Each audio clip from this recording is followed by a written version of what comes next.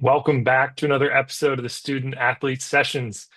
Today we're going back to back with WashU women's soccer. We had Coach Conlon on, and now we have one of their players, former players, and another member of their coaching staff. We only felt it was appropriate. They went back to back as national champions, so we're giving them two consecutive episodes of the Student Athlete Sessions. And today we are joined by national championship winning goalkeeper and now coach Sidney Conner. Sidney, welcome to the program. Thanks, Carl. Happy to be here.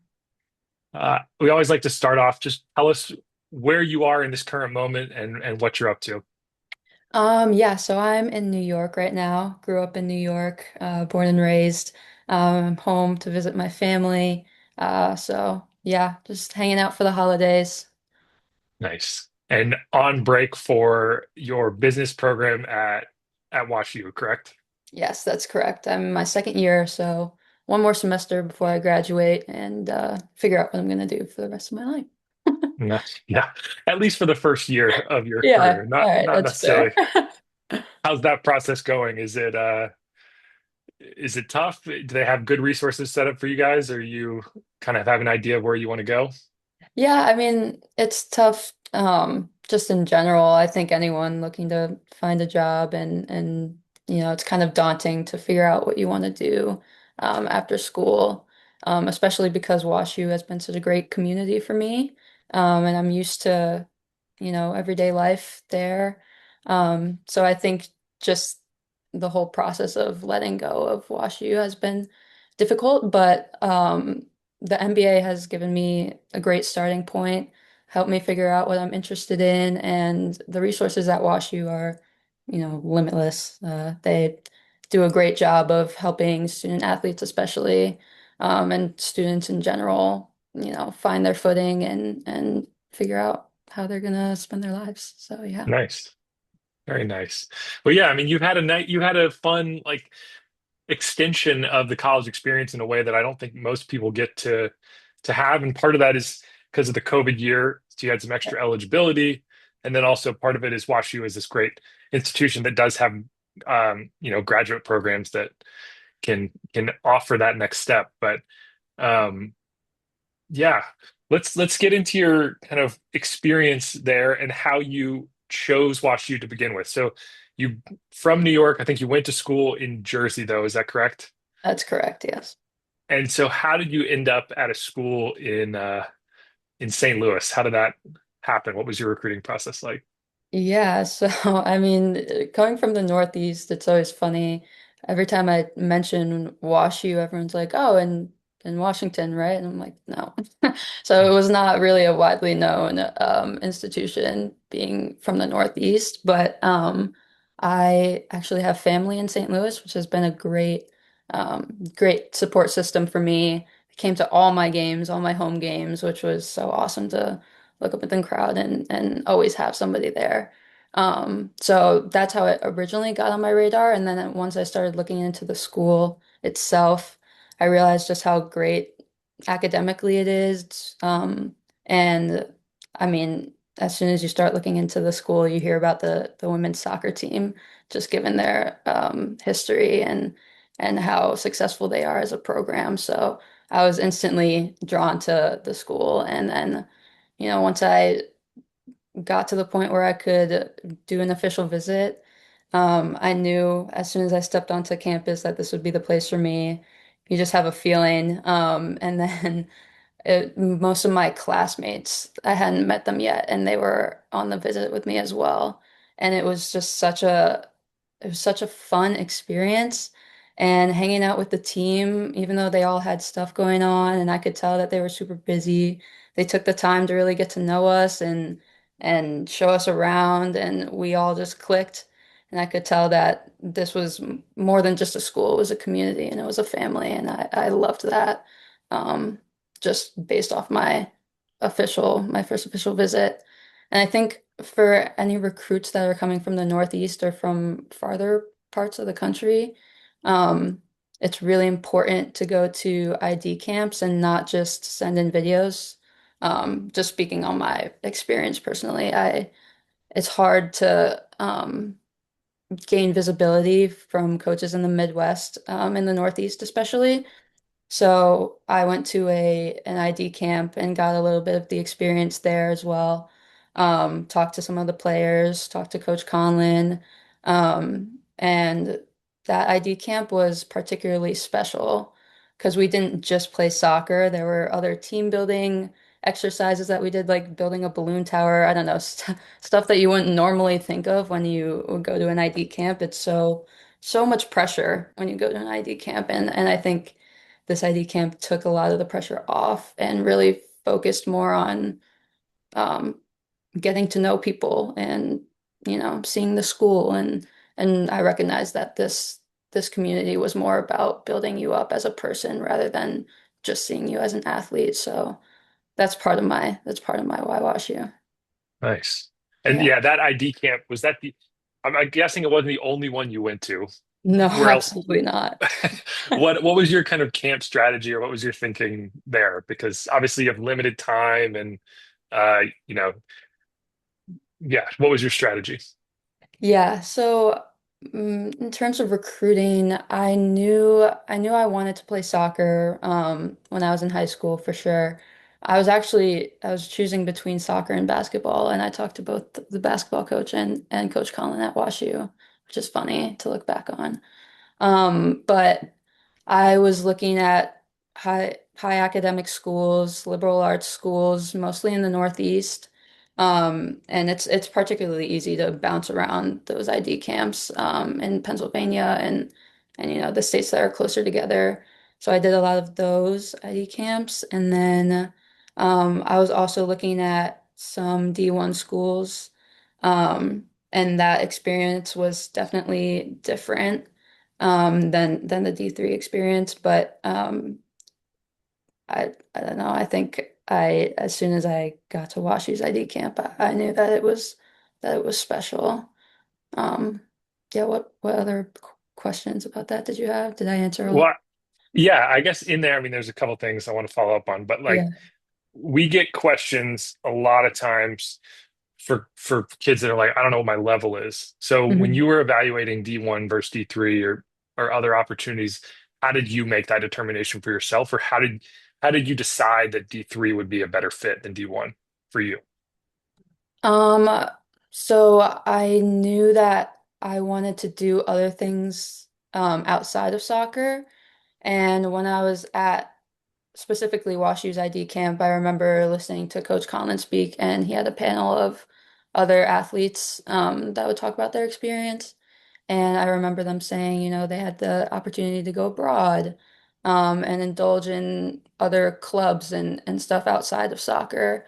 And when I was at those D1 camps, they mostly only talked about soccer, and I was concerned that there wouldn't be as much time to really, figure out other parts of yourself and what you like to do outside of soccer.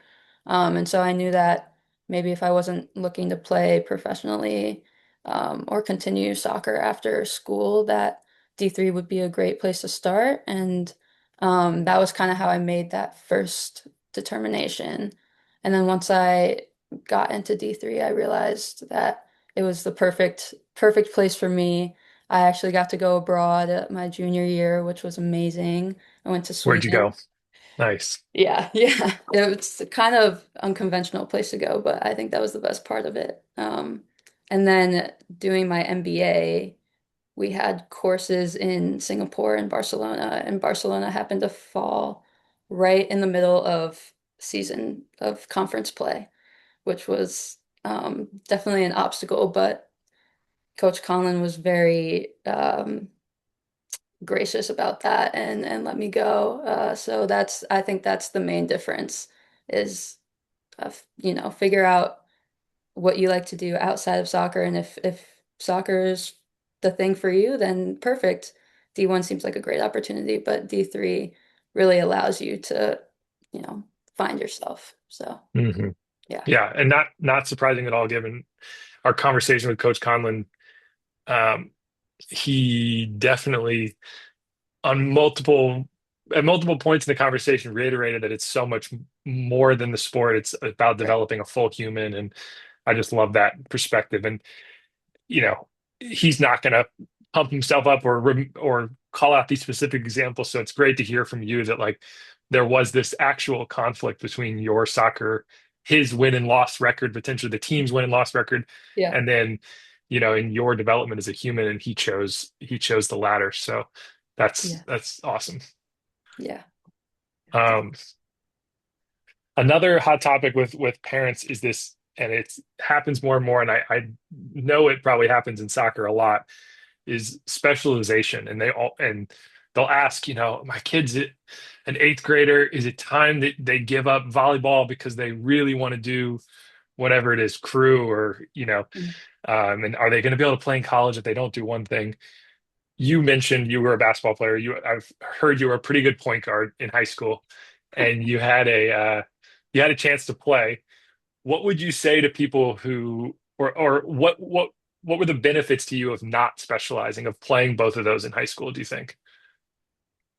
I think it helped me it helped me holistically just be a better athlete and um I think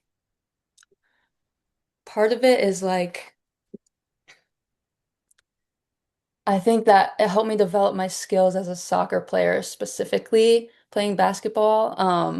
As a goalkeeper, you use both those skill sets.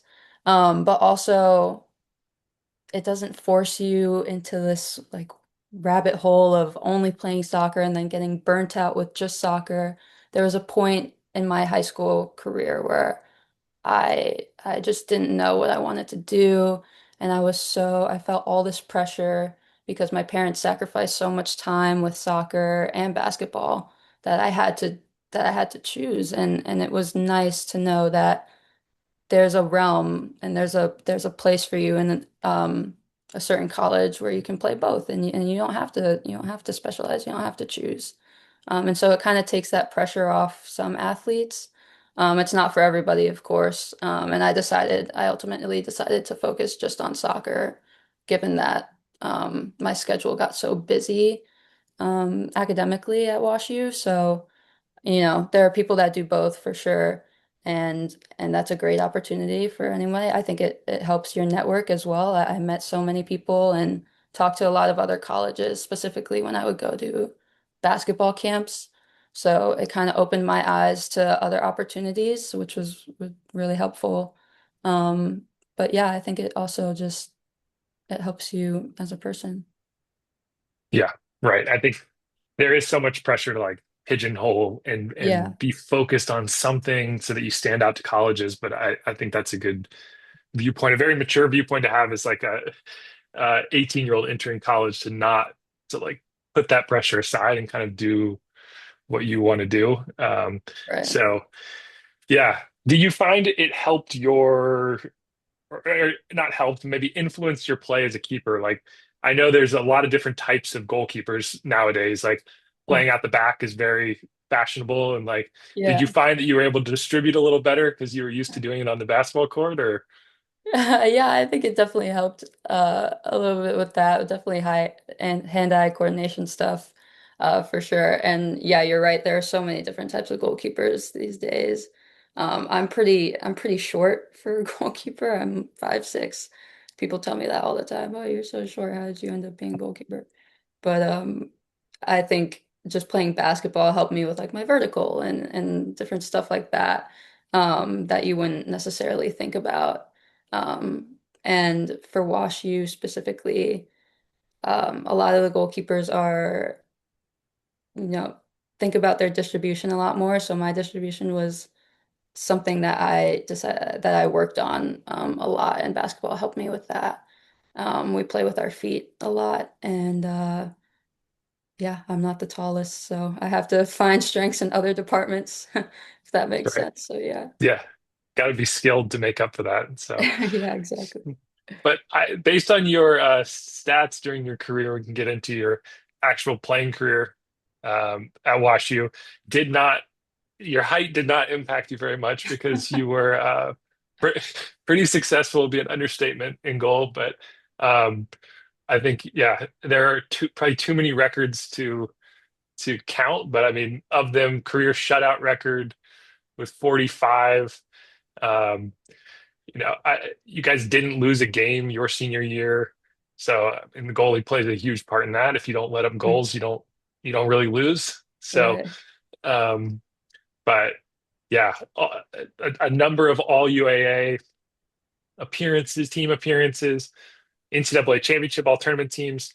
When you look back at your on-field career, what are some of the moments that stand out for you? Obviously, a lot of records and achievements, but like, what do you remember?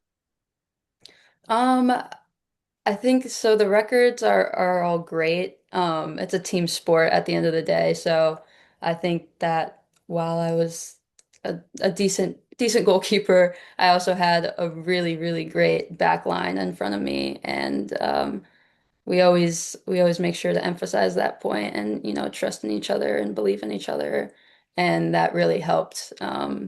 I had great friendships with everybody on the team, and that also contributed to our chemistry as a team and helped me be successful. So while I can enjoy some of those awards for sure, I can attribute that to our team specifically. And then what was the second part of your question? Um, I think that answers it. Yeah. But Okay. I'm curious though, as a goalie, when a goal would go in, what was the best thing that your teammate could do for you in that moment? Or like, what did that back line do for you to get you back on track? It was all just support, We every time a goal is given up, we all get in a huddle and maybe talk about what happened, but the main point that we get across is focus on the next one, forget about that play. Everybody makes mistakes. It's impossible to have a mistakeless game. So they also trusted and believed in me, and I could feel that when every goal went in. Maybe I made a mistake, maybe not, but just supporting each other was definitely our main goal. I think you asked Mhm. what my favorite moment was as well on the Yeah, field. you can go there if you want. Um, I have so many favorite moments, but definitely, I mean, winning the national championship is the most basic one, of course. It was one of my favorite moments ever, especially coming off of losing the national championship the year before, and then making it all the way back and winning was an incredible feeling. But my favorite game definitely was when we played Messiah in the semifinal. Messiah's program is incredible. We always like whenever we match up with them, it's always such a fun game, and great competition. And we went into penalty kicks and won in PKs, and I could just feel it was such a hard game and everybody worked so hard and supported each other and just feeling that relief and that sense of, you know, our team was just so happy. Everyone was happy that everybody contributed and everybody was it was just an unreal feeling. So that was definitely one of my favorite moments. Yeah, it's funny because Coach Conlon, we were talking about the national titles, and then he cited back to the semifinal of this season as Mm. as kind of the game for him with the penalty shootout, and just we talked about how do you prepare for 14 rounds, and he's like, you don't. Yeah. At Yeah, some you point, don't. you don't even know what the rules are. Right. But yeah, so it's telling. There are those moments that lead everyone, like you said, the most basic thing to point back to is the title. You get the trophy, but there are so many of those steps along the way that Right. like you experience as a team, and yeah, I love that. Yeah. So, um, before we move on to kind of your coaching experience and your where you're going to head after school, I want to go back to the team culture because you mentioned it on kind of on this visit that something just clicked for you. And I think this is a common experience for recruits. Like you go and you do mesh better with some teams than others. Um, but I read about this bear buddy tradition that you guys had. What Yeah. were there? I mean, first of all, How I just did want you where did you to. read about that? I did some research, found an old interview that you did with a student newspaper, I think. Oh, that's so So funny. Yeah. Yeah. Yeah. So maybe just explain what Bear Buddies was, and then and maybe some other traditions you guys had or things that made that culture so strong. So our Bear Buddies tradition is, how do I how do I put it? Before every conference home game that we have, um, well, okay, let me step back a bit. So before the season starts, we all pick out of a hat, a name out of a hat, and this person that you picked out of the hat is your bear buddy, and they don't know that you're their bear buddy. Nobody knows who's bear buddy. And so then once conference season rolls around, it's right around when school's getting super hard and there are lots of midterms and people are starting to feel stressed and whatnot. So once conference rolls around, every home game we have, we decorate our Bear Buddies lockers, get them like a little gift, maybe their favorite candy or some funny socks that we saw that reminded us of the person.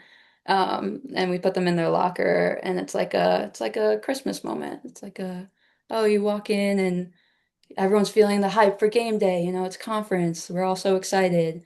And then to see that some person on the team thought of you in a certain way is just so incredible. And it's always funny. It's like Christmas morning.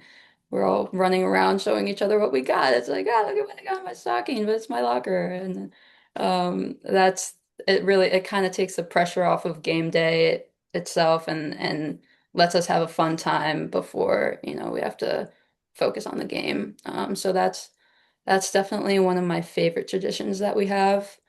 Um, every year during fall break, since we're here, we go to an apple orchard, pick apples, and run around the corn maze or whatever, like like idiots, which is super fun. There are definitely a bunch of traditions, but those are my favorite. And Bear Buddies is definitely my favorite tradition. Um, because it's just so personal and you know how much you're seen and and cared for by the team and by your teammates, which is really fun. So yeah. Yeah. And like you mentioned, especially in those moments when school is getting really hard Hmm. or fall break when no one else is there. I think as an athlete, I don't know if you experience this, but it can start to feel like you're very alone because you Yes. have so much on your plate. You have these demands on the field, you have these demands in the classroom, and then I'm sure, extracurricular internships, trying to think about that. And like you said, just to have someone who's thinking about you or this team outing that helps you be a little less serious and just remind yourself to have fun. And yeah, those are the things that I think help keep a team really strong. And then more than that, just keep people happy and Yeah.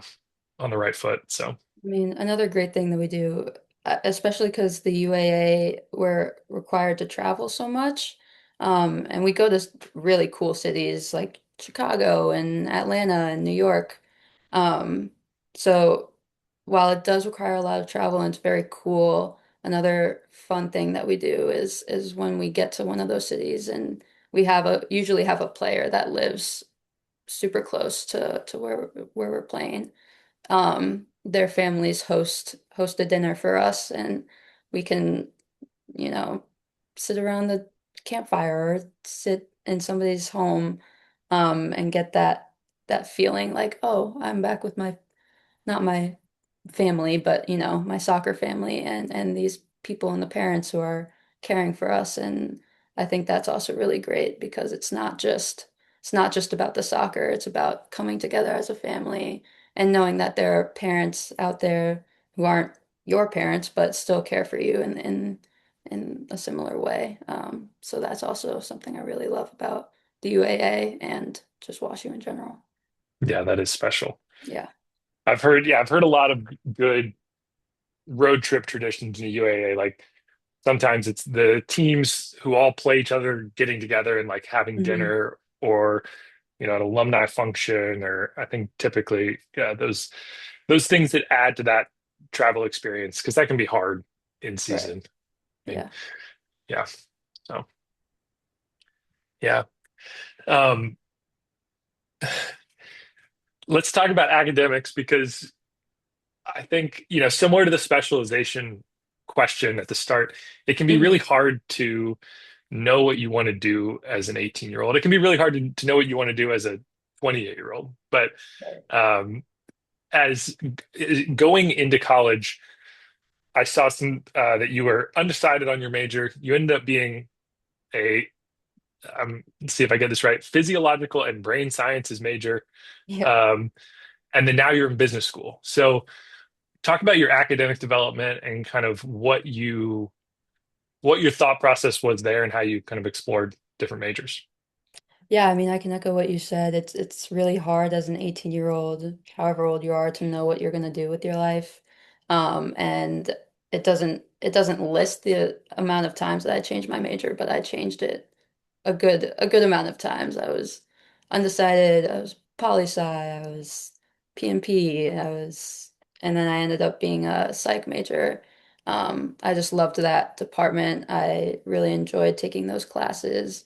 And I think that psychology is a great general major to have, especially if you're not on like a pre-med track, because I think it's a little not easier, but it's helpful to know your exact steps when you have like a pre-med major who wants to go to med school, and have all those planned steps, um, you know, laid out for you already.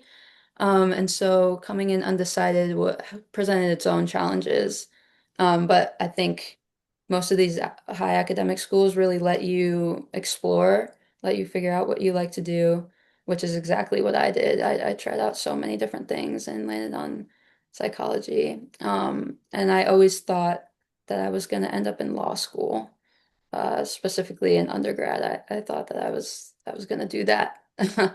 And realized that might not be the path for me. My dad was an attorney and he was like, you shouldn't do that. And I was, all right, maybe we'll try something different. And then it was, it's really great that I ended up getting a fifth year. Um, and it made the decision incredibly easy for me to come back to WashU specifically. And then in terms of business school, I think I didn't want to graduate from undergrad and jump into something that maybe I didn't know was what I wanted to do. And so I think that business school gave me the flexibility to really try out new things and figure out what's feasible for me after graduating. So I think it was a no-brainer. It was a great decision that I made, and I'm really happy that I went back to business school. So yeah. Very nice. Yeah, and you got extra time to be in the community you love and a chance to experiment a little more and try on different careers and see how they fit. But I started to laugh when you mentioned law school because that was kind of what I came into undergrad wanting to do, and then I Really? decided after a while that that was not going to be for me as well. So just yeah, had some of my own career thinking, but yeah, I mean, I think your perspective is great there. Just like don't try things, don't get upset or don't like fault yourself if it's not the right thing. And um, yeah, I found I mean, you're about to enter the working world, but that you end up learning a lot more on the job than you could Yeah, in any class or so exactly. yeah. But before you get there, you are coaching or you were coaching this year and you helped your team make it back to the national championship and win another one. What was it like as a coach to not be able to be on the field, not still be able to connect with your former teammates, Yeah. but how was that different as an experience? Oh, it was just rewarding. You know, I I was worried about it at first. People came up to me and would ask me all the time, is it weird for you? Do you feel like you don't belong?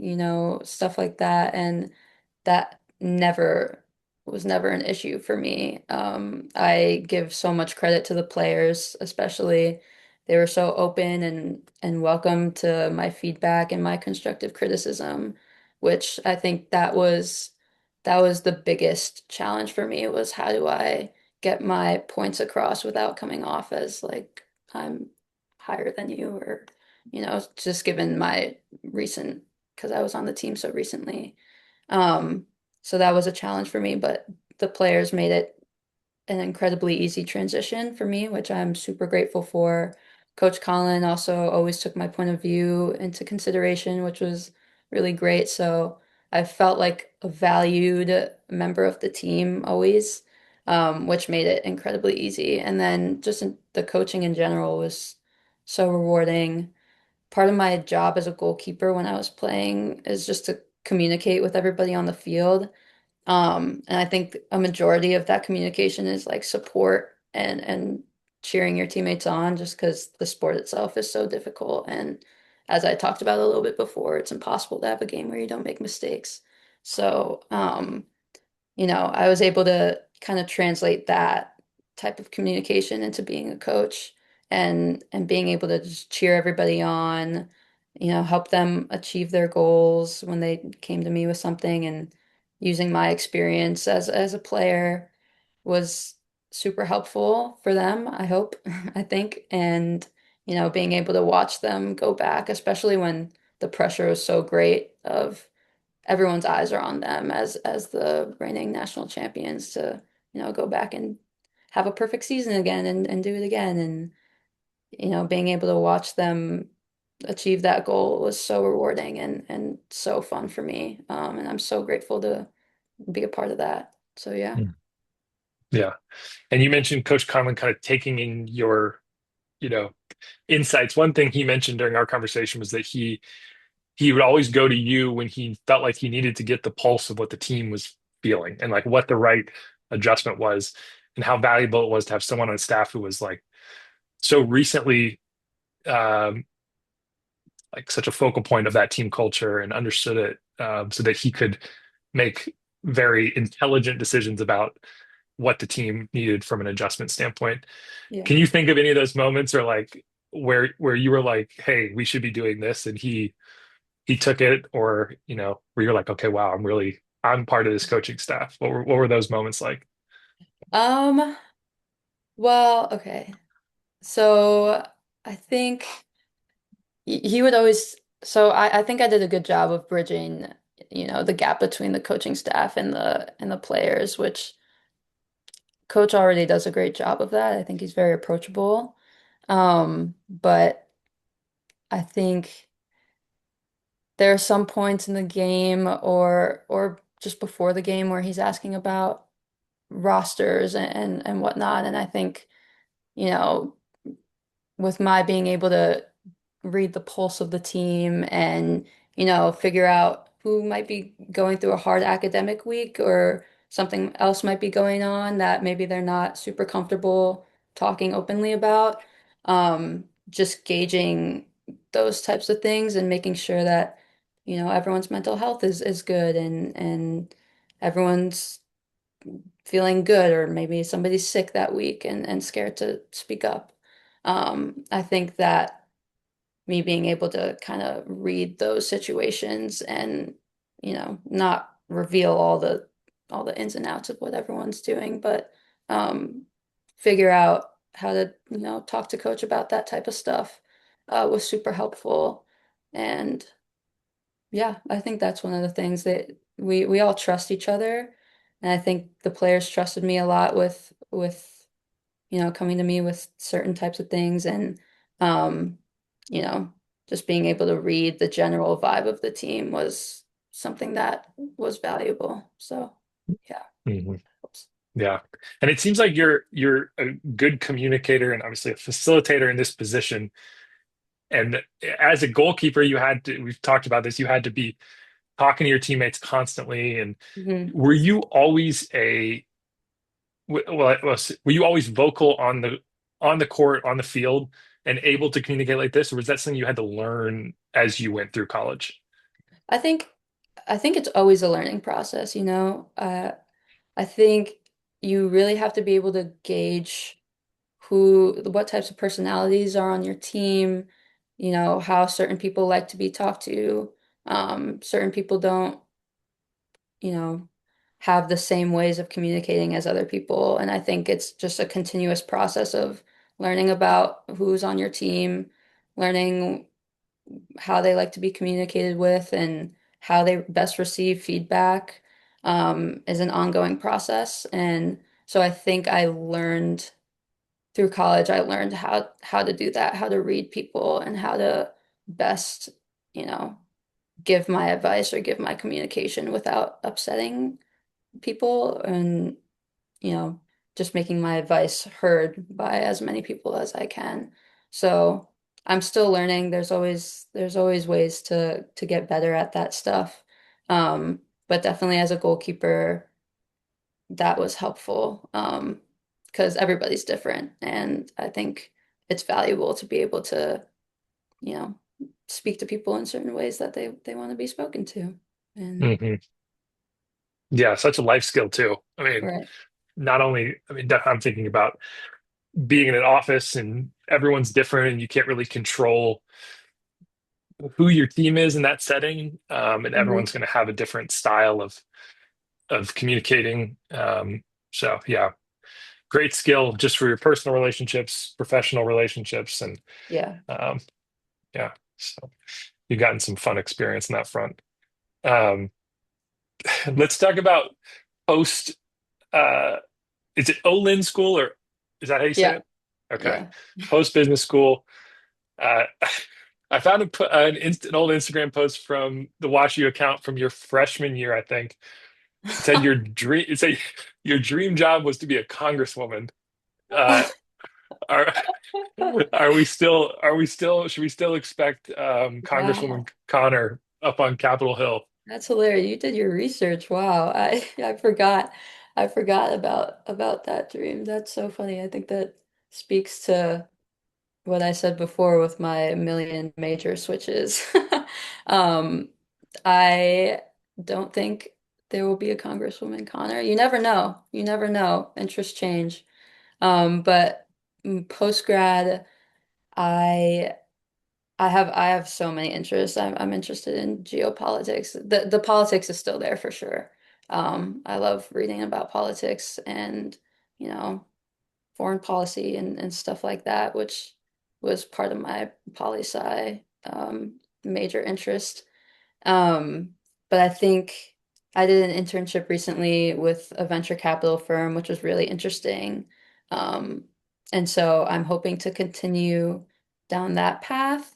I'm also looking at different consulting jobs and maybe some think tanks. I've been reaching out to a lot of think tanks as well in New York, and DC, just because I love reading about politics, as I mentioned before. So, it's more about, I don't think there's a set like path that I'm gonna take, but I have a bunch of different interests, and I think that there are so many different things that I could do with that. And yeah, so hoping to leverage one great thing about WashU that I'll say actually is that the network after you graduate is so broad, that it's really helpful when you're looking for your job afterwards. I actually recently spoke to a soccer alum, who works at Goldman Sachs, and she she was on the team years ago, and I never knew her or met her face to face, but they all stay connected and are willing to help. Same thing with a WashU basketball alum. Um, and she was super helpful to me as well. So when coming to WashU and honestly any high academic D3 school, you're not only getting the experience of undergrad, but also the broad network of people who are so willing to help you afterwards. And so that's really valuable and something that I've been taking advantage of recently. So yeah. Yeah, yeah. I think it's just a good reminder for current D3 student athletes out there to never underestimate how willing alumni are to help you. Yes. Um, and we talked about maybe feeling alone on those fall breaks or the under the academic course load, but the career search is daunting as well, and it's just a good reminder to that you are not alone, that you have this plethora of former athletes out there doing interesting things in the world, and it's just a matter Mhm. of finding them, maybe going to the career services office or Yeah. um, finding an alumni list, or I'm sure WashU has some kind of searchable list that you can go through by careers. And um, Yeah. They actually so have their own platform. It's similar to LinkedIn, but um nice. yeah, that platform is super helpful and it's full of WashU alumni who uh you can search by their field and what sport they played and they're always so willing to help. So like you said, never underestimate the power of building a good network. Yeah. Definitely. All right. Well, just to close things out here, the question we always ask every guest, if you could go back and have a conversation with your 18-year-old self, what advice would you give 18-year-old Sydney? I think my advice would be I would just tell 18-year-old Sydney or any freshman coming to college that they're enough. I think everybody deals with imposter syndrome in their own way. I definitely dealt with that coming to a predominantly white institution and looking around and not seeing people that looked like me. And then just in any high academic school that you're at, everybody is so driven, which is great, and I love that about WashU.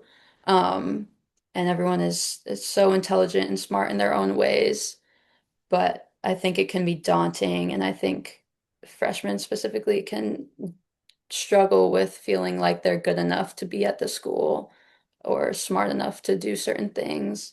And I just hope everybody knows that they've done the work. They're at for whatever school that they're at. You've done the work. You're good enough to be there. And while there may be some periods of adjustment, that's fine. Everybody goes through their ups and downs. But just reiterating that you can do it and you have the tools and resources at the school um, to reach your potential. So. Yeah, definitely that. Good advice. You're enough. That's a great message for any high schooler out there. Yeah, You're doing the work. It's going to work out, and there's no perfect option. You're not going to have, yeah, everything fall into place, and but just keep pushing ahead, and it'll all work out how it should. all right. Well, cool. Sydney, thanks for joining us. Any final thoughts? Any closing words? Um, any closing words? No, but thank you for doing your research. You've uncovered things that I even forgot about, so that's really funny. It Shout was out to great your to bear talk to buddy. you. Yeah, shout out to my bear buddy. Who was it? Who did by the end of the season or your last year? Who was your bear buddy? Well, I've had so many different bear buddies, but my bear buddy my final year was Ella Colino. She did a really great job. Yeah. She got me a shirt, like a personalized shirt with it was like a picture of me doing some save and goal. And I still have that shirt and I think about it a lot. She did a There you great go. job. It was really funny. All right. Yeah. Well, cool. This has been another episode of the Student Athlete Sessions. You can always check out previous episodes wherever you get your podcasts on Apple or Spotify, and make sure to let us know who you want us to talk to next. Sydney, thanks again. Thank you, Carl.